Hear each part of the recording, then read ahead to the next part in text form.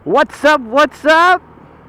It's your boy again, David, for another vlog. Kamusta kayo, guys? Woo! Napakainit. Hay nako. Ano ba ang heat index ngayon? Tumatago sa ating riding jersey.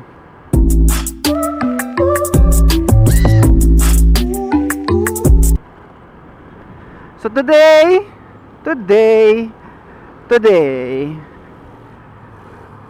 punta tayong office. Up. At ako'y magsosoli ng pocket wifi. Gagamitin daw to sa office second week ng May. So next week na yon. Soli lang natin muna. Actually, wala sana akong planong lumabas ng gantong oras. Kung napapansin nyo, matagal tayong walang upload. Kasi nga grabe. Napakainit. Parang ano to eh. Parang pagsubok, pagpupunta kang impyerno. Diba? Parang ano eh. Parang hudyat ba? Hudyat. Sinasabi na papasok ka pa lang sa impyerno, ito na yung mararamdaman mo sa sobrang init.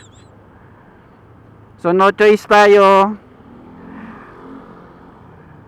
Idaan muna natin yung pocket wifi sa office. Uy, bagong spalto to ah. Ngayon na lang ulit ako nakadaan ah.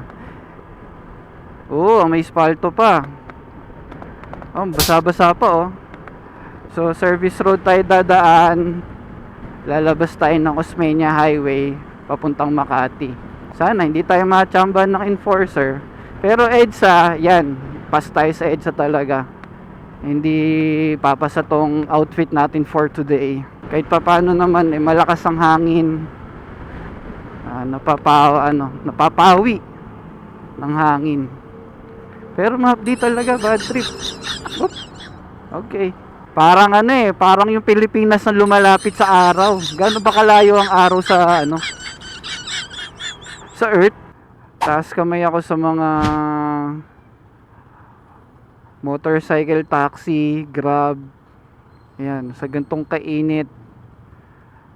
Talagang nagtsatsaga sila maghanap buhay. Saludo ako sa inyo mga boss. Actually dati naglalamove ako pero hindi pa ganito kainit dati. Bago pa mag-pandemic noon, naglalamove ako tsaka maganda pa kitaan ng lalamove dati. Unlike ngayon, madami akong naririnig na mababa na yung kitaan. Pero the good thing is before kasi nung naglalamove ako, bawal ang double booking. Double, triple, bawal. Ngayon kasi may napapanood ako at may naging kakwentuhan ako, pwede na mag double booking. So siguro since mababa na yung rate nila, madaming nagrereklamong rider. Sino ba naman nang hindi magrereklamo? 'Di ba? Sa ganito kainit na panahon, ang bibigay na rate mababa, 'di ba? Kaya siguro 'yan, pinayagan na mag double booking. Ayun, so far okay naman daw ang kitaan. Pero syempre, 'di ba?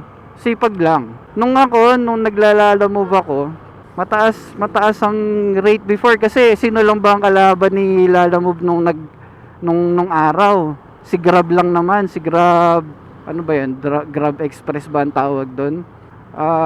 Na-experience ko diyan, Lagari from Parañaque, nag-deliver ako ng bandang QC, siguro pa SM Fairview na 'yon. Then from QC, SM Fairview banda, papunta namang Patagaytay na, Dasma yata 'yon eh. Patagaytay na, kumbaga boundary na siya Hindi ko, kalimutan ko na kasi sobrang tagal na eh. Pero boundary na siya ng Dasma, Silang, tapos parang isang tawid mo na lang Tagaytay na. So isipin nyo from SM Fairview to Patagaytay, parang 900 yata. 900 yata yung rate nun. Tapos ang bitbit ko nun salamin. Tapos binigyan pa ako ni bossing ng tip na 200. So yung isang biyahe na yon, 1 to kaagad. Inabot ako ng from alas 2 yata yun hanggang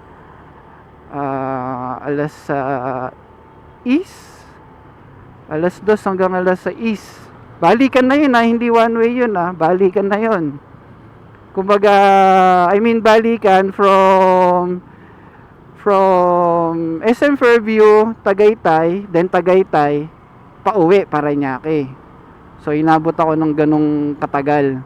Siyempre, traffic Commonwealth, 'di ba? Traffic Manila, traffic Parañaque, traffic Zapote, Bacoor, and so on and so forth.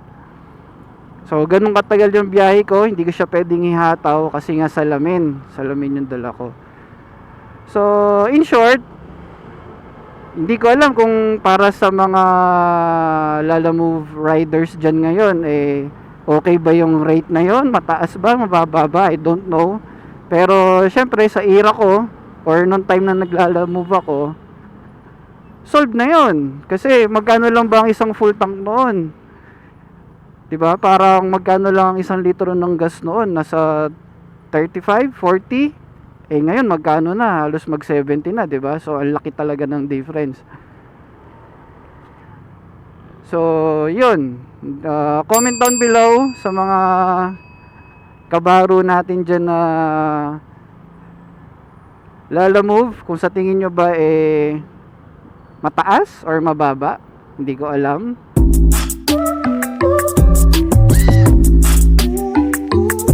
So itong vlog na to, more on ano lang tayo, more on kwentuhan. So kung bago ka sa channel ko, halika, kwentuhan muna tayo, dito ka muna. Makinig ka muna sa akin. Makinig ka muna sa mga sa mga kwento ko nung araw. So far parang wala pa akong nakikitang outfit na naka-short at naka-crocs Parang ako yung nalalagay sa alanganin. Ayun si kuya. Woohoo! May kasama ako. Kuya, dalawa na tayo. Woohoo! Buti na lang. Di na ako kakabahan, guys. Medyo malakas na loob ko. May kasabay ako diba? So, paunahin natin si kuya para pag nadali siya ng checkpoint or napara siya dahil sa kanyang outfit, makaka-react pa tayo kahit papaano. Kaya diretso ka lang, huwag kang liliko Hala, yung crocs ko, mainit na Nararamdaman ko na yung yung init ng goma. Aray ko po. Ba, ang taas na ng Chino Roses Ngayon na lang ulit ako nakadaan here, guys. Pinagandaan talaga yung baha. Sa bagay, after netong tinding init, tinding tubig naman dahil sa baha. Ayup. So ayan, we're here na po.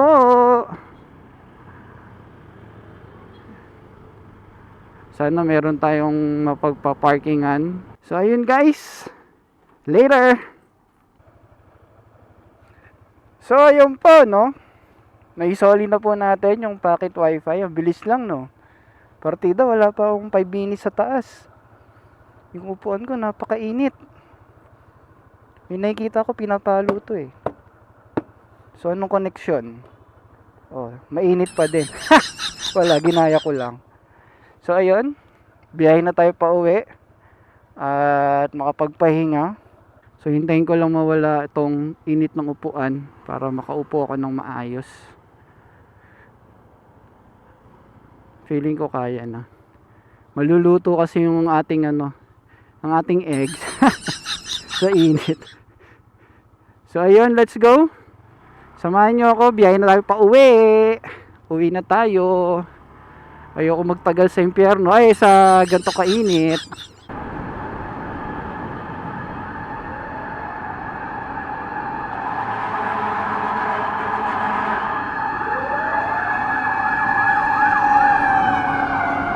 pulis yan.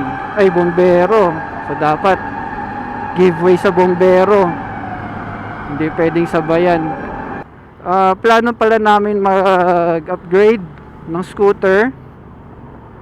Ang unang-una sa lineup ko, syempre, Honda ADV. 2024, sana available na yung sabi-sabi na bagong color, yung color blue. Kalimutan ko yung tawag eh. Basta color blue for the ABS variant. Then yung color brown para sa CBS variant. So sana by the time na magkukuha na or mag-avail na, available na yung kulay na yon, blue para ABS. Kung wala man, siguro puti siguro or black. Yan, yung dalawang kulay lang naman yung pagpipilian. Pero pag may blue, available yung blue, sa blue tayo. Sorry, bicycle lane. Mabilis lang naman.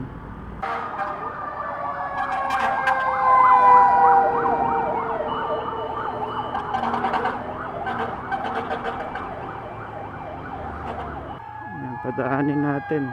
Ang dami ng responding ano. May responding police, bombero.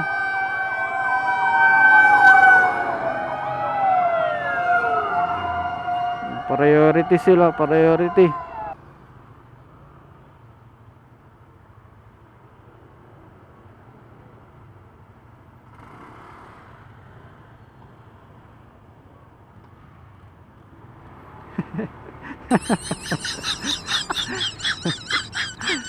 Kuya, napailing na lang eh. Hayop kasi na tricycle to eh. Nakita nang bumubelta yung sasakyan eh. Talagang dinikitan pa niya eh. Siya pa matapang. Yung tricycle pa yung matapang. Shoutout sa'yo, kuya. Sabi ko sa inyo, walang kwenta tong vlog na to eh.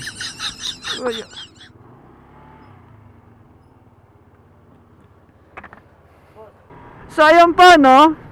Kung hanggang ngayon kasama ko pa rin kayo sa kwentuhan natin, maraming salamat po. At kung bago lang kayo at naligaw sa channel na ito, huwag kakalimutang mag-like, mag-subscribe, at share. Hanggang sa susunod na vlog, stay without. Peace.